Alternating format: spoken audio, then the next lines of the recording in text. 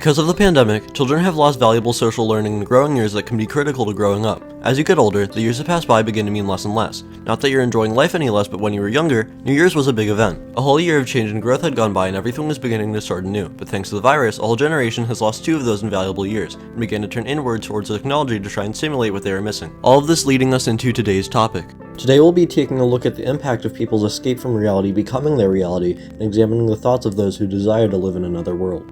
I believe that more than anything, people want to satiate their need for community, and while things such as Discord servers can sometimes blossom into greater friendships that may even become real-life friendships, more often than not they are quick fixes of community. People often ending with their mental health worse than it was before being encouraged to keep up the self-destructive activity by those around them. This can be the case with numerous other forms of social media as well. I think Drake puts it best in his Q&A video. I grew up with a screen in front of my face, and if you're watching this, and if you're younger than me, then you probably did as well. Now, the screen is what's brought me all the joy in my life, but it's also caused me a lot of problems. So, I would say, if you're young, develop a good relationship with your screen. Now, what I mean by that is this thing will kill you if you let it kill you. This thing will destroy your fucking life. I'm not joking. Social media will fuck you up. No one will ever tell you that, because your parents didn't grow up with a screen in front of their face. I did, so I can tell you this from a place of deep empathy, that you need to develop a healthy relationship with the internet. Because, and this is true, if you don't, it can fuck you up. You can spend days just wasting your life, wasting your potential, playing video games. And that's really sad, because as a young person, you were so full of life and potential and energy, and you can do so much shit, but it's so easy to waste it all away just staring at a screen doing nothing. A recent time-driven game I've seen rise among young people has been Genshin Impact, a gacha game that emphasizes grinding. I talked with some of my friends who are avid Genshin players about their experience with the game and thoughts on some of what I've been discussing today. Hello! Hello, Big M. Or Big A. Hello, Big A. Alright, hello. Hello, Saints of Puppets. Hello, Amni. You do the channel art. I'm gonna ask you some questions about the game Genshin Impact. Why do you play Genshin? I really like the open world thing, and I also think the characters are really nice, especially Child. Do you turn to Genshin as an escape from reality? Yeah, I do play a lot. What are some ways distractions like Genshin could be beneficial or destructive to young people? Gambling, I guess. I mean, Genshin Impact has like a lot of good qualities. Like, there's a co-op option where you can like make a lot of friends, and I actually have made a lot of friends in there, and I do talk to them. Alright, last question. If at all, how has Genshin interfered with things in real life? Yeah, I used to really like Genshin Impact, and I used to be obsessed with it, but now it pretty much feels like a chore, and I still go on it every day, but like, it feels like homework. Yeah, a round of applause everyone for Amni. Yeah! Hello, little S. Wait, I'm little S. You're little S. Yeah. I am little S. Okay. Snowy, I have some questions for you about hitting Genshin Impact. Yeah. Why do you play Genshin? It's fun. What are some ways distractions like Genshin could be beneficial or destructive to young people? How Genshin could be bad for people? Or good. Beneficial or destructive? Okay. Well, Genshin can be bad for people, because of racism. Okay. It's the most important part. They're all like glowing. They're so pale. What are you talking about? All the Genshin characters. If at all, how has Genshin interfered with things in real life? Racism. You turn to Genshin as an escape from reality. What? You need to take your normal pills? I'm already normal. Anyways, you turn to Genshin as an escape from reality. No. I turned to Genshin because of the character. You're done for. What the heck? Yeah, don't use this one. Use the one when they get home. What the fuck are you talking about? What are you talking about? I think you've been on drugs this whole call. Genshin, of course, is just one of the more recent examples of this phenomenon. There have been and will be countless other things for people to run off to as an escape from reality. However, having an escape is not a bad thing. After a hard day or a bad experience, it's nice to get away from it all and be somewhere completely detached from the strife of everyday life, as long as at some point you return to reality. but I often see people refuse to accept or return to reality after allowing their escape to overcome them. I've seen a big emphasis in social circles on taking the time to work things out for yourself and it being okay to do nothing for a while, as decreased productivity does not take away from your self-worth. I agree with this sentiment, and agree that all of those things are important to a healing process, but they are only steps in the greater process, and I have seen people spend years in that cycle of wallowing in their own misery. In some processes, steps like that can take very long periods of time before you can reach the next step, but many think the process ends at the stage of letting yourself rest, not seeing the steps that come after. For help getting out of this cycle, applying the techniques learned in the book Atomic Habits has helped me greatly, and I recommend it to anyone else who doesn't know where to start with this kind of thing. Or just get over it. A few sips of beer will wash your little mental illness stuff right away. Real talk, the best way to stop a panic attack real quick is to have a sip of beer. You only need like 3 sips. Letting your escape from reality become your reality is exactly what Jack Stauber's 12-minute Adult Swim special Opal is about. Obvious spoilers ahead. To give you a quick recap, Opal opens with a girl, the titular Opal, sitting at a table with her family who sing a quick musical number saying that they all see her. We see you, Opal, your troubles are miles away. Opal then reaches for her burger and dances on the table with it to the praise of her family. She then spots a house across the street and is drawn to the top window where she hears crying but is told not to go there, but sneaks out in the night anyways. She gets inside and is greeted by a blind man who calls her Claire and rudely requests that she get his cigarettes and tells her not to hide them again. The blind man then sings about how he uses the TV to escape from his rapidly declining health.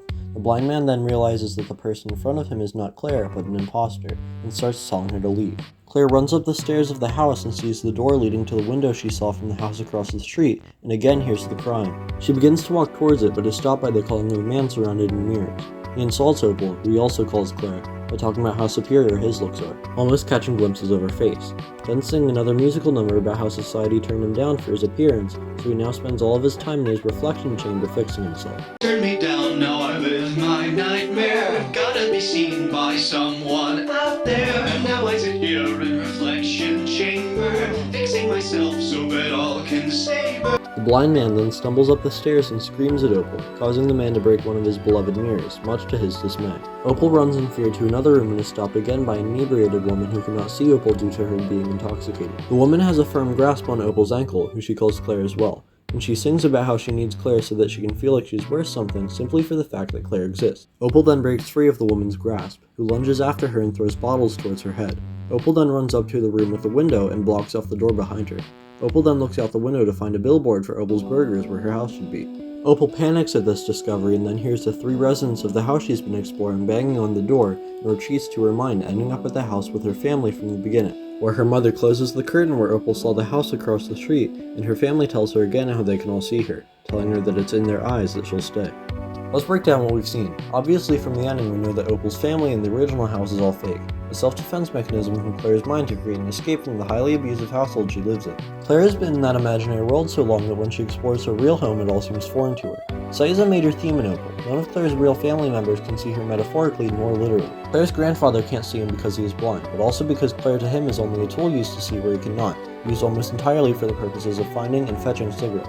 Claire's father can't see her because he blocks off his vision with mirrors, but also because he's trapped in his own ego. Likely seeing anyone and everyone is the same thing, something to be astounded by his beauty and nothing else. Claire's mother can't see her because of her constant state of being either drunk or high and therefore not being able to see clearly, but also because the only thing she sees in Claire is herself, and she hates Claire for it. The only thing Claire truly wants is to be seen, which is why it's the only thing her imaginary family does or talks about. Claire's not the only one trapped in an abusive household. Everyone uses something to escape their reality, whether it be TV, vanity, or alcohol. None of them are living in reality and none of them seem to want to. When Claire's real mother says this line, You and I don't live, Claire.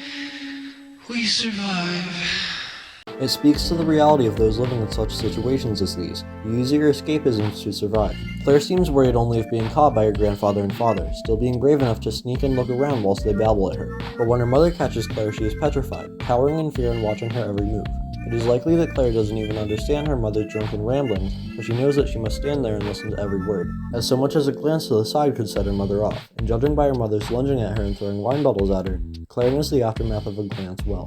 Claire's mother has a brief flashback during her song implying she horribly scarred Claire's father in a brutal fight. And Claire's father's real face can be seen near the end of the film for a split second, the reflection in the mirror likely being what he thinks of himself to look like. All of this implying that Claire's father perhaps may have been a normal functioning father to Claire, but after the fight began using vanity to escape from his reflection by surrounding himself with it. It's interesting how it's implied Claire has never had a burger before. She gets all her information about what they are from the billboard, so when she's presented with one, she believes she is meant to hold it up and dance with it. I also just noticed you can see the reflection of the billboard lights in Claire's eyes when she's in her imaginary world.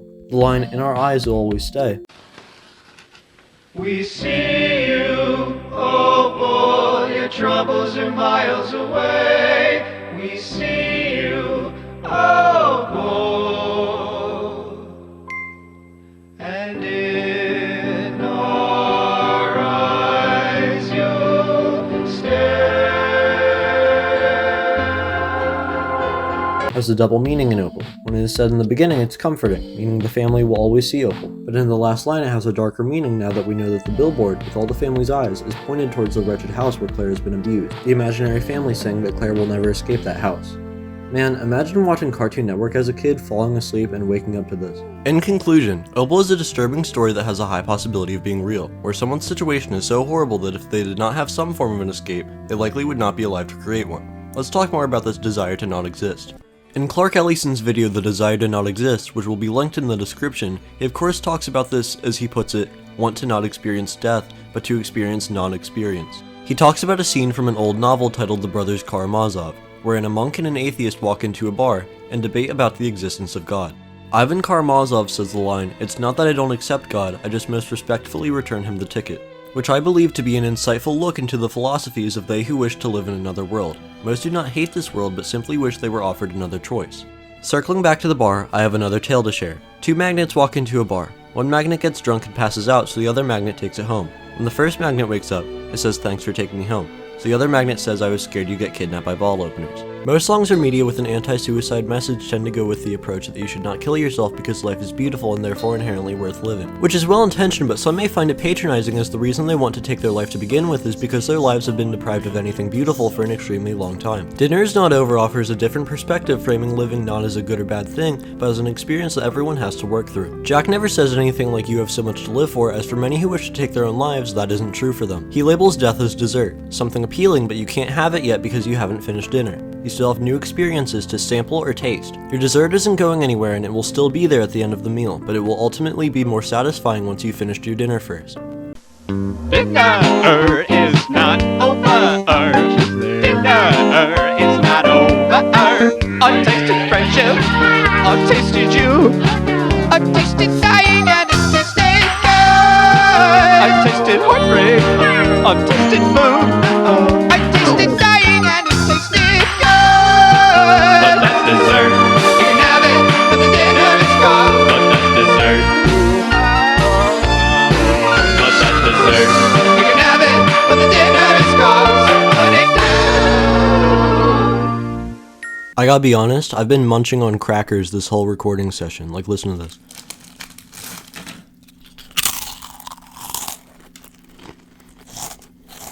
That's a good cracker. This is Zalinki. He's a legendary sex icon and international recruiter for a pyramid scheme involving vague references to early 2000s pop culture, death grips, and fake listings of bulk non-perishables on Kijiji. But as a hobby, he likes to animate and make music, most notably music for sad people, which we will be discussing today as I feel it ties into the message of your surroundings shaping you, made up or not. But first, this is the moist meter. It shows how strong the emotional impact of a song is. This is the bangometer. It shows how good a song sounds. And this is the Zalinki tier list, where I'll be quickfire ranking my favorite Zalinki songs as a little treat for you saintlings. Childish describes feeling as though you aren't acting your own age and gets a 30% on the moist meter, a 60% on the bangometer, and C tier on the Zalinki tier list. Flowers, to me at least, is about letting go of who you once were and reinventing yourself. Flowers gets a 100% on the moist meter and a 60% on the bangometer, as well as A tier on the Zalinki tier list. It Just Turns Out You Were Badly Fucking Hurt is one of my personal favorites, and the sound is very aggressive, getting it a 60% on the moist meter and a 100% on the bangometer. It also gets an S tier on the Zalinki tier list. Knee-Socks' Bridge goes buck nutty. Sunshine, promiscuity, blue skies come to humor me. I don my knee socks, I keep them under lock and key, or awfully cautiously cold feet, dancing on my sheets till 3. Running through option A to running to option Z. But yeah, I can be ashamed, it's the same old recipe. The mess we made in bed's our destiny. Nisox gets a 30% on the moist meter and a 100% on the bangometer, as well as A tier on the Zalinki tier list. Peach Yogurt, again, to me, is about escaping the internet and what it makes people into and trying to stray away from self-destructive habits. It gets a 100% on the moist meter, a 100% on the bangometer, and S tier on the Zalinki tier list. Pretend has tons of fun little callbacks to Zalinki's online presence and other songs such as in these lines. You think if you caught me, you fuckers are wrong. As if Nisox, it wasn't the saddest of songs. And since then, he spit it simplistic rather than act like some mystic. Drifted apart on our own, sinking ships quick. Haven't spelled that shit out for the dipsticks.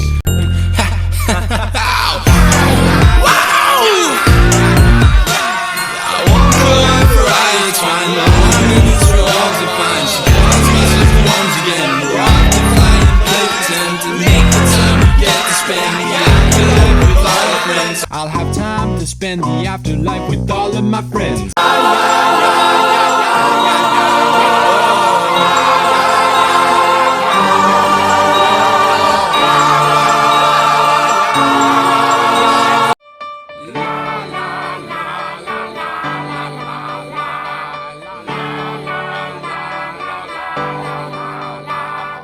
Pretend is very fun to sing along to and gets a 100% on the moist meter, a 100% on the bangometer, and S tier on the Zalinki tier list. Stood a Chance is my favorite song by Zalinki, and much like Alex Unknown, the ending lyrics shown here genuinely changed my life. You're the one looking for love when you got none again.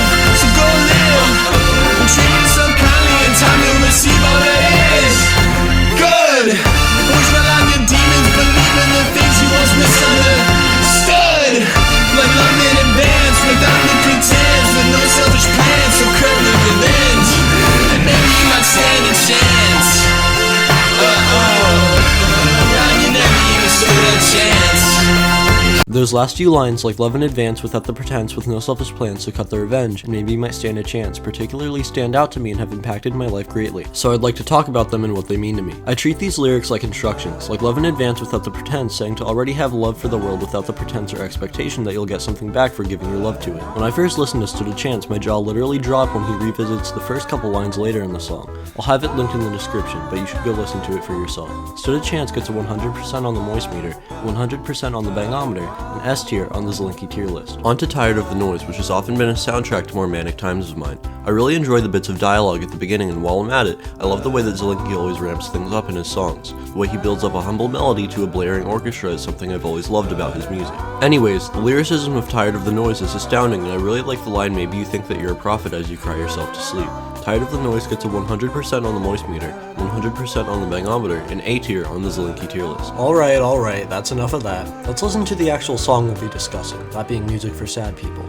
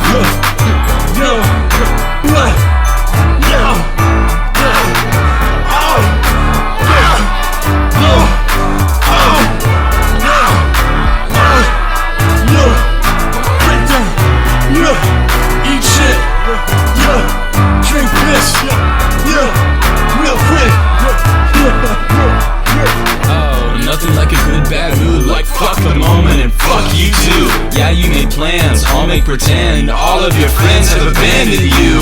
Always a downer, enough with the frowns and talking about death and stuff. When people won't stay, then you really can't blame them when being around you fucking sucks. This shit's synthetic, fan sympathetic, a rhetoric fetish. Hands red with the blood from the severed heads, bitch. Who's keeping count when the trends all diminish? All about the finish, no journey. Damn, who hurt you? No, who hurt me? Calling up for answers, hiding behind laughter. Boy, you're gonna crash and burn, we're worried. And now you're hyper paranoid, hating all the things you used to enjoy. Think I've grown quite tired of the noise. Don't ask me how I've been, it's all the same. Pissing in the wind again, find me in the dark, dancing in the rain. All about theatrics and evil, always listening to music made for sad people.